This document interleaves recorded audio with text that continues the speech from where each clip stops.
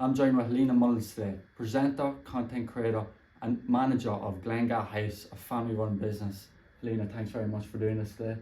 Thank you so much for having me. Thanks very much for taking the time. I want to get straight into it with the Glen Gat House. Obviously, we're in the guest house right now, and I have to say, like, it's very nice, it's very cosy.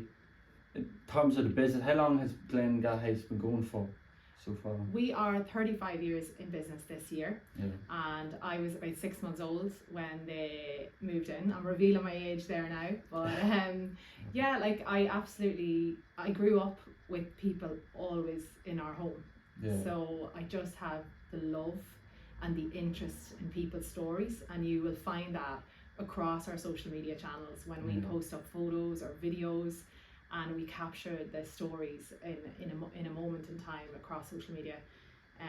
I always gravitated towards social media throughout my when it started to become popular when I was in my teens, and then when I went to college as well. I went on to do media through Irish, but I always just had a love to come back to work with the family run business. So we're 35 years going strong. My husband has recently joined the team, and we have a fantastic team of 5 other girls that come in, and of course my mum and dad oversee a lot of the work, and like every cog in the wheel is so important in a family run business. We don't do this, like I cannot do this on my own, and that is the most important thing when you're running a business. You value every single member of the team. 100%. Just people say sometimes when you're working with family it can be a lot tougher. It's sort of different dynamics because you know everybody because they are your family. Do you find any challenges working with family or things like that? I will say, people say never work with family because it is extremely challenging, because you speak to your family how you probably wouldn't speak to your friends. You'd be a little bit more polite sometimes, or you know, there might be arguments and the like. But I will say, behind every breakdown or whatever, there's a breakthrough, and as long as you have clear communication, you can communicate what you have to see it from both sides. So obviously my parents have built a fantastic establishment here in the Dundalk area. It was 6 bedrooms and 2 apartments, and now it's a thriving 20-bedroom guest house, and there's an apartment out the back as well. Like, it is, there's a lot of potential. They saw that, and they built it to what it is today. So I have the utmost respect for that, and I think that that's so important. And sometimes you butt heads because I'm fresh blood. I love the social media side of things, and that can be scary as well. It can be daunting. It can be daunting. Like now they are nearly suggesting things for social media, and they see where I'm coming from. They see the vision that I have for the marketing side of things, the digital side, and now we're rebranding and things. So working with family, it's not for the faint-hearted. Not at all. And like, you'll see there's bust-ups in different places or whatever, but I tell you, we kept things quiet. We worked through things, and I have to say the family dynamics is much better. And even with my husband on board, we work great together. And I hope so. I hope so, but as in, like, you know, we spend a lot of time together, obviously working here, but we communicate so well that it can't break down. Can it be hard to sort of switch off from Glen Gat? So maybe is it almost 100%. Your life 24/7 in a way, you know, or it is, but I do, because I have 2 kids now, I try to say, do you know, email me come Monday, I'll get back to that. I try to switch off, or like if I'm out, I'll say, do you know what, I can't check the book right now. Can you ring me in the morning? And I'll say, do you know what, it's okay, and I'll try and follow up with that phone call the next day. It's about setting the right boundaries in place in order to move forward. Like, you can be all in this, I can be married to the business, or you can set boundaries in place and you can come into work and then try to go home after. I do envy people who have their normal 9 to 5, or they have a job where they have their set amount of hours and they can go home and they don't have to be thinking who's coming, who's checking in, and what phone calls are we going to get. I do envy that in one way, but the flexibility of this line of work is lovely too. As long as you get your work done, that is. Because people often complain maybe about a 9 to 5 and how they want to get away from it. with their own business, but they don't realise their own business is longer than 9 to 5. It's 24/7, you know, Monday through Sunday sometimes, you know. So yeah, is that something you find with? well, I find at the weekend it's super busy because, like, say during the week you'd have like different workmen or different people coming and going, that's fine, but they might stay for 4 or 5 days straight. And then at the weekend you have maybe a bunch of loads of different people, so you're actually entertaining a lot of different people, and it's a lot more challenging.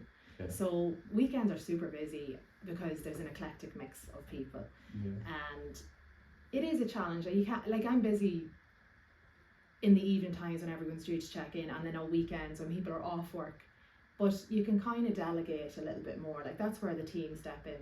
Like, I can't do all the rooms, all the admin, all this, all the shopping, all the like stock take. I can't do it all on my own. So that's why everybody's so important.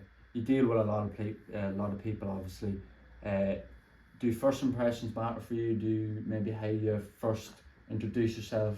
Is that important in a business like this? Absolutely, and that's one thing I'm trying to get. Like, the girls are amazing at doing the rooms and that, but I really want to make sure that they're nurtured and they feel that their personality matters, or their input matters. So if you have a recommendation for something, don't be hesitating to say that to a guest. Like, it's about those that personal experience and those little touches that you'd say, do you know what, they do a great Guinness in this pub, or they do craft beer, local craft beer, or like, go down tonight, there's trad music here, you know. It's so important. So with the team, I want them to be able to roll out the red carpet and make sure everything is catered for with our customers, but I also want them to feel the confidence to recommend certain things in the town. Just on your role in the business, obviously you mentioned that you're into the media side of things as well. Was maybe the business and the number side of things ever interest you, maybe in college or anything, or was it always the media side that you were? Well, actually, I did my Leaving Cert, and I knew I was going to be repeating because I had picked a business degree, and I got my first choice in DPIT, and it was one of my worst subjects. I'm more of a practical person rather than theory. I can't study in the books, but I love the practical side of things and getting to know people, and that was my thing. So I repeated my Leaving Cert and had a fantastic year in the De La Salle. It's a fantastic school, and they do have a repeat program for Leaving Cert students, and I found it fantastic, and I really honed in on Irish, which is my favourite subject. And I said, what can I do around Irish? Because everyone always thinks teacher, let's do that. And I was doing grinds at the time with different people, and like actually facilitating grinds.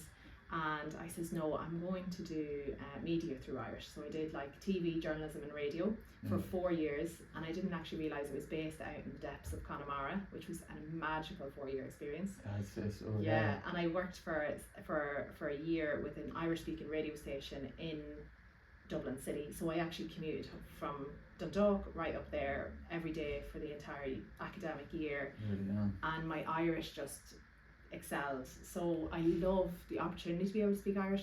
I worked with different TG Cahir shows. I've worked in different television stations and things like that. I was a researcher on TV3 for 6 months on the 7 o'clock show. It's the 6 o'clock show now. It was the 7 o'clock show with Lucy Kennedy and Martin King at the time, and I had such an amazing experience. It was great for networking and meeting people in the industry. I worked with different PR companies. Like, I mean, it was an eclectic mix of a career to date, but I always kind of had to grow. Everything kept pulling me back here. And then I got offered a contract with LMFM as their social media manager, because everything I did, I always splashed it across social media. So people knew when I was in TV3, they knew when I was working in a PR company, they knew exactly. So LMFM, I was still doing the outside broadcast with them, like the roving report. So I would go in the LMFM Roadrunner, and we go to different places across the northeast if there was anything happening. And then with that, I ended up being offered a full-time 18-month contract as their social media manager. And I was absolutely delighted with that opportunity, because I thought I was just going to come in and say, oh, I can do this and this and this. I was not expecting them to offer me that contract. It was amazing. And I learned so much. And I worked for the 18 months. They offered me the permanent contract, and that was in September 2019. Yeah. And I said, you know what? I learned so much in the 18 months. Can I still do the roving reporting at the weekends or whenever they crop up? Yeah. But is it okay if I turn down this opportunity? And they were like, yeah, of course, it's totally separate. Yeah. So I says, I'd like to kindly decline that. And I moved back to the family business. Yeah. And that's where I am since. And thank God I did, because 6 months later, COVID hit. And it would have been very difficult to manage social media from home. Yeah. When you weren't in the studio. A lot of pressure, yeah. I work well with people, and it was interesting. We all ride the tide of whatever COVID brought to all of our doorsteps, But I think that there was a lot of learning in that. We slowed down for 5 minutes. I mean, I was in a rat race. I felt like I was on a conveyor belt of just constantly going. And then I just said, we weighed up things. I ended up having my first baby in 2021, and then thank you so much. And now I have 2 beautiful baby boys and no sleep. Yeah. But I will say that it's a team effort all the way, and I feel that I have learned to put certain boundaries in place, and I can manage it all. That I do, like you'll see it splashed across social media because of the team that we have all around us. Yeah, class. Just you said that the business wasn't for you when you were in 6th year. What sort of gave you the confidence to go back and repeat? Because a lot of people can feel a bit of pressure from their parents to just keep going with it, keep maybe doing something you can enjoy or don't enjoy. Well, I would say think of subjects or aspects of your subjects that you really enjoy, and look at courses that may build around that. Yeah. So in other words, like I love the Irish language, but I didn't want to be a teacher. I didn't want to be stuck in a classroom. So I was like, what courses are available through the medium of Irish? And then I found a BA Succumbicide, which was communications through Irish, and I studied all of the aspects of media, and it was just beautiful. I had the best time. Yeah. So if you have an interest in, woodwork, like look around everything. Yeah, because it might not just be, your ordinary woodwork jobs, You might not be a woodwork teacher, but you might actually be a fantastic carpenter. You might be, you might see a niche and you don't even know what's there. Like, did I know that I was going to be offered a social media management job when there was no social media jobs back then? Yeah. Like there was they've now an awful lot of digital marketing degrees are popping them out all the time, but unless you have a flair, there's no point in going for it. Like I know different people who studied for years and years, they said, I want to go where the money is. Yeah. Like don't follow money, follow passion. Yeah. And it's because the money will come. The money will come. And imagine if you're passionate about something, you give the hours that it needs to perfect that craft. Yeah, exactly. Yeah. And also don't be looking for outside approval all the time. Think of what you want. It's not because your mom wants it, or it's not because whoever wants it, but I wanted to make something of myself. Yeah. Like I could have came and stayed here all the time, but then I would have lacked in the confidence to know. Like I went away for a few years, learned what I could, and now I can bring my expertise and then learn from my parents that have built this legacy. And I can also bring something that I have learned outside of the house and hopefully couple it up to make it a better entity. Yeah. And it's not to say that either one was right or wrong. It's to say that when you merge and collaborate, that's where beautiful things happen. So you can be good at anything. Yeah, because a lot of people do. I maybe fell victim to it as well. You can rush your CEO form, you can that sounds good, engineering or whatever, all the kind of popular ones, sounds good, I'll do it. I don't really know if I have an interest in it. So maybe a bit more resource and sort of what you enjoy and all. Absolutely. Courses maybe at different places, like you said there that you were down in Connemara, like amazing. But I actually knew, I was like, I'm going to Galway, I'm going to this real artsy city, I'm definitely going there. I wasn't going to Dublin, I wasn't going to Dundalk. That was what I had decided. I didn't even know what course I was going for, but I knew I was going to Galway. And then it just ended up being the right place. And I'll tell you, my dad used to get 2 weeks holiday or an extra week holiday from the customs if he went to the Gaeltacht for a week. And this is a full circle moment now. And I went 20 years later, after he'd gone to the Gaeltacht years later, and I was a neighbour. I was a neighbour to the woman who was a Ballantee 20 years previous. So I just feel sometimes you're aligned when things are meant to be, and you say, geez, Maggie's only down the road, Dad. The woman, because he was driving, he goes, where are you, Carrow? Oh, I know Carrow well. And next of all, the Ballantee is next door. Yeah. It was mad how that full circle moment. So listen to your intuition when you're doing stuff. Like if you really find yourself hugely passionate about reading or like writing essays, like you could be an amazing author. You just don't know, but you need to listen to your gut. Yeah, you need to take it step by step, don't you? Because nobody knows the finish line. You sort of have to. I'm still paving my way. Yeah, like, exactly. I'm still, you don't know how. Absolutely. Like the last couple of years I'm doing UGC, which is user generated content, and then also like just content creation. Like there's a vast opportunity out there online, as you know. Like look at you creating this platform for people, and it's an amazing thing that you're doing. And you're doing an engineering degree. Yeah. Like it's nice that you can dabble in the two, and your life will never be boring if you see work. Yeah, exactly. Also, rolling up the sleeves and being able to do any work is important. Having a good work ethic, and I mean that's like keeping your room tidy. I've a lot to learn from that one, but as in like keeping your space as tidy as best you can and working with the team you have is so important. Like to be able to wash the dishes well, and to be able to present yourself well, and to be able to listen to your gut. And you don't always know how your life is going to pan out. I didn't think I was going to be doing these things. But there's opportunities that will arise once you keep listening to your intuition. Because it doesn't always come to you. You do have to make things happen as well. Like I think a lot of people can say, alright, it'll all work out, I'll just sit in my bed and do nothing. Like, but that's not how it works. Like 100%.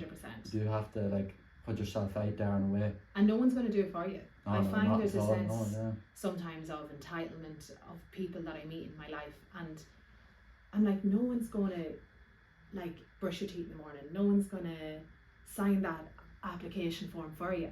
You have to say, do you know what? I'm going to give this a shot. I'm going to give it my all and say, right, this is a 6-month thing. Let's do it. So like I'm always on for collaborating or connecting with like-minded people, to learn, to go to networking events. Like it's so important, because I don't know everything. I 100% will never know everything. I'll be learning until the day I die. But there's sometimes I feel that if you feel stuck in a rut, just chat to people, talk to people about their experiences and their jobs or that. But I think it's terrible to say to a 15, 16, 17-year-old to pick a career for the rest of their life. It's not like that anymore. People can change and chop and change for a long time. You don't have to be stuck and fixated on just the one thing. And like I feel sorry sometimes that people get stuck in a rut and they feel like they're kind of institutionalized. They can't leave. They can't move. You tree yourself in a course or something, and then it's like not enjoying it. Not enjoying it. Well, like I know people who dropped out. Like education will never go to waste. So in other words, don't regret. Like if you've picked something, just try your best at whatever you do get. And I hope that whoever has their CAO forms, that they're happy with the choices. But it's not the end of the world if you have to repeat. It's not the end of the world if you have to do a PLC in order to see, you know what, this is my little safety net to give me a breather before I start into college. It's okay. Just on content creation, you mentioned that you were doing it like really early on as well, maybe when it wasn't as big as it is now. Were you always sort of that type of person who maybe your friends would, I could see her on social media, that's sort of what I expect, or maybe I'm not sure. I think my friends were like, oh, she's doing that again, or what's she up to, that kind of thing. It was kind of like they passed no remarks. They were like, oh, but a lot of people would be like, what are you doing? Like, what are you doing now? Like that's not in line. So I always think it's so, I just rolled with it. Like it didn't matter. And that's the thing, I think people are so affected by a comment on social media or something. Like I get strange comments sometimes, just block. It's that simple, isn't it? It's that simple, but it's a hard word because it's online all the time. I will say, please, to any young person who might be watching, if somebody is harassing you or annoying you online, there's a block button. Yeah. I have had strange people, as I say, and like I'm like, if you don't like what you see, if you don't like my content, that's okay. I'll continue doing what I love and like putting out positive messages out there and just having a laugh. Yeah, because it'll go to the right people in the end, you know. And also, it's important, don't take your life too seriously. I feel like I was so much on a conveyor belt before, and I was like quite, what would it be called? Career driven or something. And now I'm like, do you know what? A slower pace of life sometimes, like spend a time with your husband, your family, your friends. It's so important to have that time too, and that human connection. Sometimes we're just like, go, and we don't have time for each other. Yeah, because you do hear that a lot from maybe older people as well. They look back and they say, well, I've been working all my life and I haven't had a chance to maybe travel or you know, talk to new people, you know, so. Exactly. And like, I know an awful lot of people who are stuck in a conveyor belt of work, like get out and socialise with friends, but it doesn't have to be like pints in the pub. It could be like an event, or you know, like a hike on a mountain, or like just say book something like a nice meal out. Like there's great things happening in Dundalk. 100%. The passion is huge. Yeah, just in terms of you clearly don't really get affected by the negative comments. What would you say to someone who wants to start social media, but maybe is just a bit nervous about the comments they might get or the reaction because it's something different? Yeah, like I suppose you do have to have a certain element of thick skin, and you know, I think that firstly, don't look for exterior. Like I don't care if I have 5 likes or 5,000 likes on a post, or 5 views or 5,000 views, because I'm proud of the content I put up. And is it the same content I put out 5 years ago? Absolutely not. It's not going to be the same content I put out in 5 years' time, but each step you get a bit better, and you shouldn't care, like, because that person at home who's writing those nasty comments is probably sitting on their bum, doing absolutely nothing proactive, because they have the time and the audacity, quite frankly, to comment on your work and say, oh, what an idiot, what at this, what that. Like, no time. I have actually 0 time.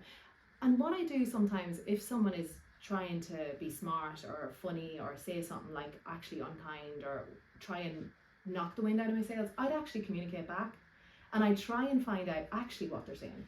And then I'd find out that we actually become besties, or they end up getting blocked. So it's either way. It's a win-win. Because I always get told, don't listen to the people like you don't see yourself becoming or want to become. You know? Like if they are not in the position you want to be, don't don't listen to them. I'm like, what are your qualifications for this? Or have you actually put any content out there? Absolutely. And like, you usually see faceless accounts or that, and I'm like, listen, if you don't have the leave roadie, I'll say it in Irish, sounds nicer. If you don't have the leave roadie, don't be so quick to comment, because you don't know me. Like, don't be worrying. Like, they're afraid when I put myself out there, and I can understand that. But they don't understand how unaffected I am by it, because there's so much more positivity where there's any negativity. And I think that, yes, we live in such a narcissistic world, but if you have a clear, kind message and you are empathetic, there should be no issue. So like, you have a clear message, you're trying to generate a positive platform, and I absolutely love what you're doing, and I'm honoured that you thought of me to come on the podcast. So thank you so much. No worries at all. So yeah, just keep up the good work, and I hope that nobody knocks the wind out of your sails, because what you're doing is positive. So if you believe and have the passion to do what you're doing, nothing should deter you. Like, you should have like the blinkers on and go for it. I love that. Like, it's great advice for me and other people as well, because I'm sort of at the age now where there's people doing social media, and they go for a week or two, and then, like you said, the wind gets knocked out of their sails and they stop then, and consistency is key. You will get better, you will get stronger, and to be honest, you don't need to entertain those negative comments, you just need to get better. You're going to be better each time you show up and that is so important. Like I'm not in my best every single day, but I show up. Yeah. Even when I'm exhausted, or even when I just don't feel 100%, I just slow it down a little bit that day, but I make sure I get up, show up for my kids, my family, my job, the team. It's so important just to show up. Yeah, I love that. I'm going to end this, because that was really good, but I'm going to end it with a would you rather for you. To end the video off, to end the interview off, would you rather not listen to your favourite music for a full year, or not eat your favourite food for a full year? Okay, I love my food. And I'm not, like, I'm a bit of an eclectic mix of music, so yeah, so maybe the music I'd let go. Food, Yeah, I go. cannot do without. Yeah, happy days. Nibble all day. Yeah, Helena, thanks very much for taking the time. I know you're very busy, Thank you. but I really appreciate it, because it's really good. People kind of see a different side, maybe they wouldn't always see, and maybe some of our questions have been answered today. So thanks very much, and yeah, best of luck with everything for the rest of the year. Thanks very much. No problem. Pleasure. Lovely. That was really good.